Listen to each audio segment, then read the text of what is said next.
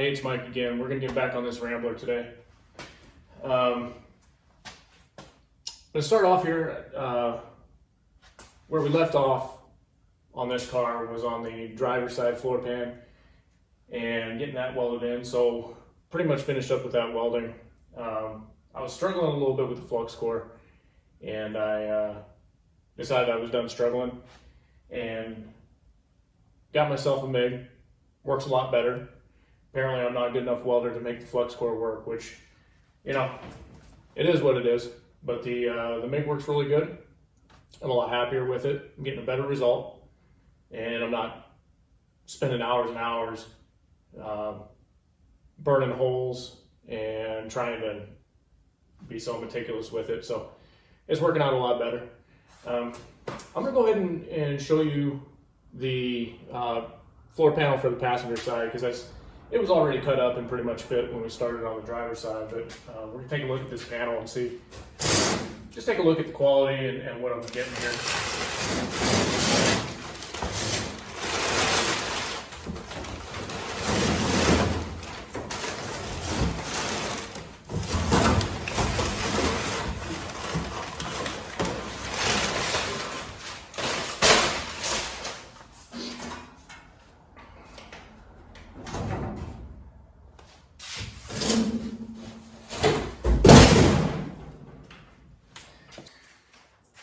All right, so you can see, you know, it's got the beads where it needs to be. This here would have been a factory seam, but this is just a channel in the flat metal. But in the is where the toe board and the floor pan would have spot welded together. You can see where, you know, it's just cut and folded where it needs to be. So we kind of want to get some of this extra metal out of the way so it lays flat. Same thing in this corner here. And over here, we're gonna have to shape this a little bit so it kind of contours to the trans tunnel. And up here, this is more of a 90 degree, where in the car, it is more gradual curvature there. So it's not a perfect fit, but it gets us pretty close. So I guess nice little magnet with it. But Classic to Currents is about one of the only places I was able to find an actual made floor pan for this Rambler American. Otherwise, I mean, we'd just be cutting it out of sheet metal, flat, and going through and trying to patch where we could.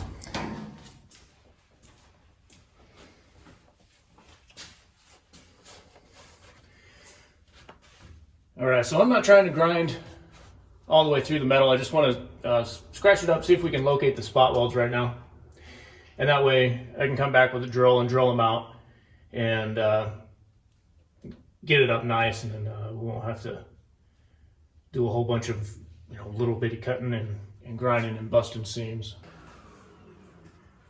All right, so these spot welds are not showing up very well, especially in this area. Let's get in a little closer here. You can see how pitted this is. You can't tell spot weld from pit, so it's not going to show up very well. Over here, you can see how nice and solid this metal is here. I'm not going to try to leave this, but there's the transmission cross member that connects into this brace that's underneath here. So, I mean, there's a little bit of a bead there, possibly, for one side. So what I'm gonna have to do is start cut out little pieces. I know we got a brace here that goes all the way up into here, follows this line, and then there's a brace coming off of it here that bolts to the transmission cross member. So I'm gonna cut little pieces. I'm gonna go ahead and mark where I wanna make some cuts, and we'll go a little bit at a time. And as we get to the supports, we'll get our putty knife in there. We'll find these spot welds. We'll drill them from the top, because I don't wanna drill them from underneath and then have to weld from underneath the car, which kind of sucks when we're doing those spot welds. So it'll be easier to do them from the top. So I'm gonna get this marked out and we'll start nibbling away.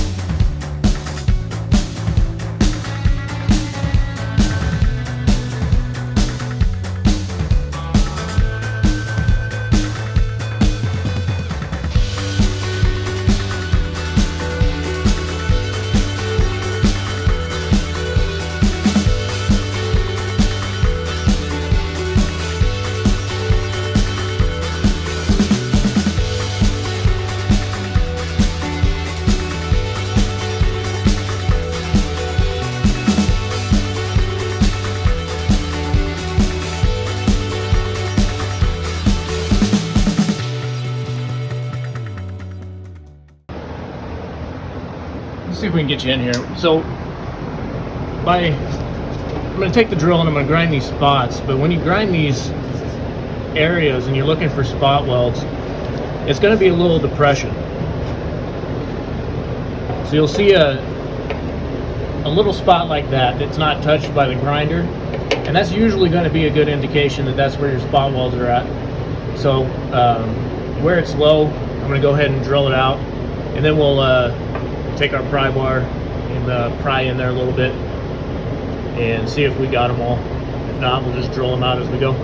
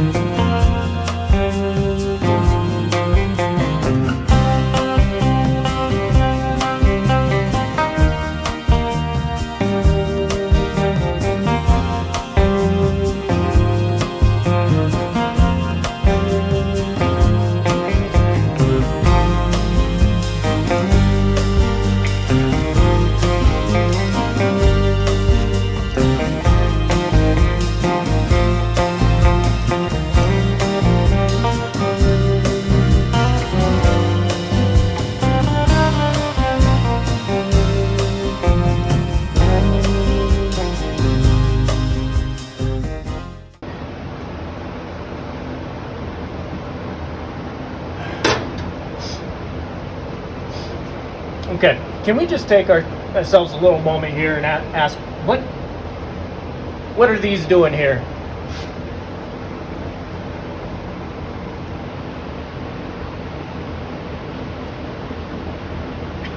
Yeah, these. Okay, all right, come on in. Let's take a look at what we got going on here. Done a little bit of cleaning up. Ground all the areas that are going to receive weld, and you'll notice that I got some weld through primer on the areas that are going to have plug welds, because we've got two areas of metal coming together, and we're not going to be able to get paint or anything in there once it's welded down. So you can use weld through primer or not. If you don't, just pay particular attention when you go to do your coatings, that you're really sealing these areas. I like to use it because it's been kind of recommended in the industry for a long time, and it's just I guess a little bit of a layer of security. You just have to, make sure you're getting good penetration on the welds, and you should be fine. As long as you applied it according to the can. So use it if you want or not. Another thing I want to mention is about these plug well holes. Now, everybody's probably familiar with the little pneumatic punch flanger tools, and you might be tempted to use it, and it's okay if you do, but I will say those punches are generally 1/4 inch. Thank you. Now, a 1/4 inch hole is too small for a plug weld in most cases. 5/16 is going to be your minimum hole size for a plug weld. That's generally what's accepted, especially in the collision repair world. 5/16, 3/8 depends on the manufacturer, and they'll call it out for you. But if you use the punch tool, it makes a great hole, nice clean hole. But it is a little small, so you have to pay particular attention and make sure you're getting good penetration. So again, use it if you want to, but it's generally recommended to go with a little bit bigger hole. So we're gonna get this laid in here. I'm gonna put my self tappers back in to locate this again, and we're just gonna tack weld along the edge on top of this existing metal, and then we'll cut around the edge, drop it down in there, get it flush, and then we'll butt weld as we go along.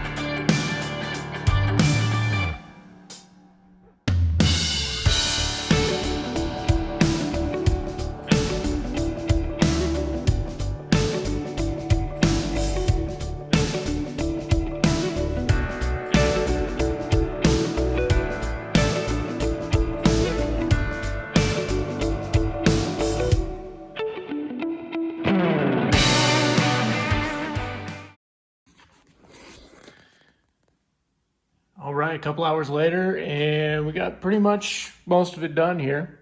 Take a look at the panel and see where we're at. See, we got our butt weld across the top there. Most of the spot welds done, or the plug welds in the middle. Still have this back edge to do, but we're gonna have to make a piece up here, replace that, and then we've got the plug welds here at the rocker left to do. So I think we're going to go ahead and leave it there.